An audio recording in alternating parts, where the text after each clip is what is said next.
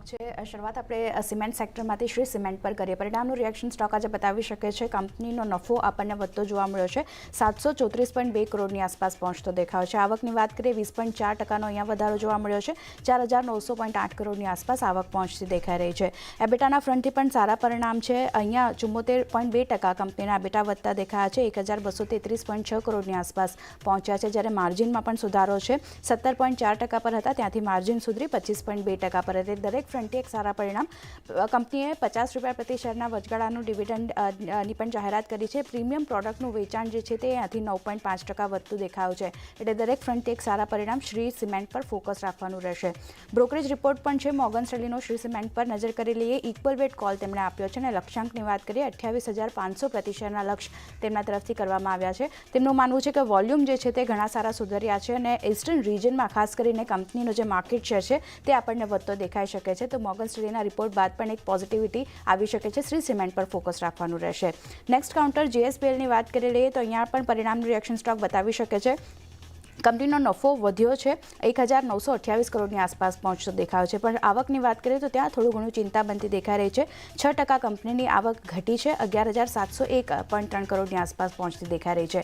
EBITDA અને EBITDA માર્જિનની વાત કરીએ તો ત્યાં થોડા સારા પરિણામ છે. 19.6% કંપનીના એબિટા વધ્યા છે અને વધીને 2,842 કરોડની આસપાસ પહોંચતા દેખાયા છે. જ્યારે માર્જિન સુધર્યા છે. 24.3%ની આસપાસ રહેતા દેખાયા છે. 19.3%નું અનુમાન હતું, તો ત્યાંથી અનુમાન કરતાં સારા માર્જિન આપણને દેખાયા છે. JSPLના કાઉન્ટર પર નજર રાખવાની રહેશે. બ્રોકરેજની વાત કરી લઈએ તો અહીંયા પણ મોર્ગન સ્ટેનલીનો રિપોર્ટ આવ્યો છે. તેમણે અંડરવેટ કોલ આપ્યો છે અને લક્ષ્યાંક તેમણે 525 પ્રતિ શેરના JSPL પર આપ્યા છે. તેમનું માનવું છે કે એબિટા જે છે ખાસ કરીને તે અનુમાન કરતાં આપણને વધતા દેખાઈ રહ્યા છે. હાયર રિયલાઇઝેશન જે વધ્યું છે તેને કારણે. તો એક અંડરવેટ કોલ તેમના તરફથી નજર JSPLના કાઉન્ટર પર રાખવાની રહેશે. ગોદરેજ કન્ઝ્યુમરની વાત કરી લઈએ તો અહીંયા પણ પરિણામનું રિએક્શન સારા પરિણામ કંપની તરફથી આવતા દેખાયા છે. કંપનીનો નફો 6.4% વધ્યો છે. 581 કરોડની આસપાસ પહોંચતો દેખાયો છે. આવકની વાત કરીએ તો 1.7%નો વધારો અહીંયા જોવા મળ્યો છે. એબિટાના ફ્રન્ટથી પણ 15.7% કંપનીના એબિટા વધી 840 કરોડની આસપાસ પહોંચતા દેખાયા છે. જ્યારે માર્જિનમાં પણ સુધારો છે. 20.2%ની સામે માર્જિન સુધરી અને 23% પર આપણને રહેતા દેખાયા છે.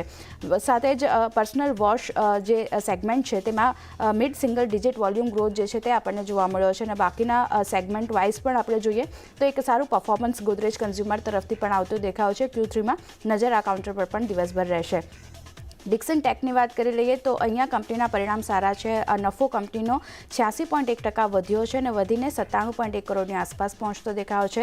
સામે આવકની વાત કરીએ તો ત્યાં પણ આપણને વધારો જોવા મળ્યો છે. 4,818 કરોડની આસપાસ આવક પહોંચતી દેખાઈ રહી છે. જ્યારે એબિટાના ફ્રન્ટથી જોઈએ તો 86%નો વધારો એબિટાના ફ્રન્ટથી આપણને જોવા મળ્યો છે. લગભગ 184 કરોડની આસપાસ એબિટા પહોંચ્યા છે. માર્જિન થોડું ઘણું ચિંતા બતાવી રહ્યું છે કારણ કે 4.6%થી ઘટી અને 3.8% પર માર્જિન રહેતા દેખાયા છે. તો એક મિશ્ર પરિણામ કહી શકાય. ડિક્સન ટેક નજર અહીંયા પણ રાખવાની રહેશે. બ્રોકરેજની વાત કરી લઈએ તો HSBCનો ડિક્સન ટેક પર રિપોર્ટ આવ્યો છે. બાય કોલ તેમણે આપ્યો છે. લક્ષ્યાંક વધાર્યા છે. 6,550 પ્રતિ શેરના લક્ષ્ય આપ્યા છે. ખાસ કરીને તેમનું માનવું છે કે Q3માં આવક એબિટા અને નફો ખાસ કરીને 100 બેઝિસ પોઈન્ટ્સથી આપણને વધતો દેખાયો છે.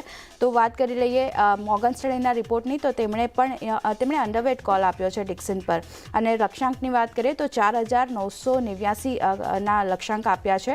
મેનેજમેન્ટ જે ખાસ કરીને રેવન્યુ ગાઈડન્સ છે તેના ઉપર થોડી ઘણી ચિંતા બતાવી રહ્યું છે. તો તેને કારણે એક અંડર પરફોર્મ મોર્ગન સ્ટેનલીનો કોલ આપ્યો છે. નજર આજે ડિક્સન ટેક પર પણ રહેશે.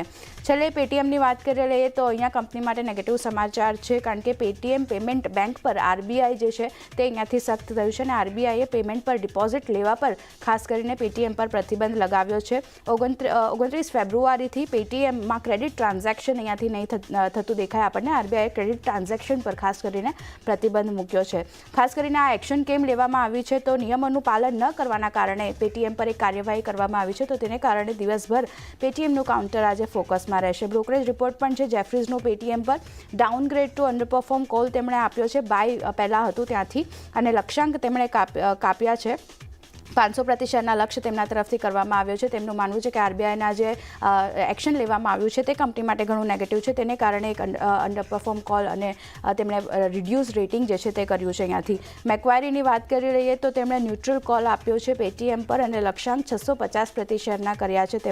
તેમનું માનવું છે કે ખાસ કરીને તેમનું પણ કહેવું છે કે આજે આરબીઆઈ જે નિયમો અથવા તો જે એક્શન લીધું છે તે કંપની માટે ખાસ કરીને ઘણું નેગેટિવ આપણને જોવા મળશે.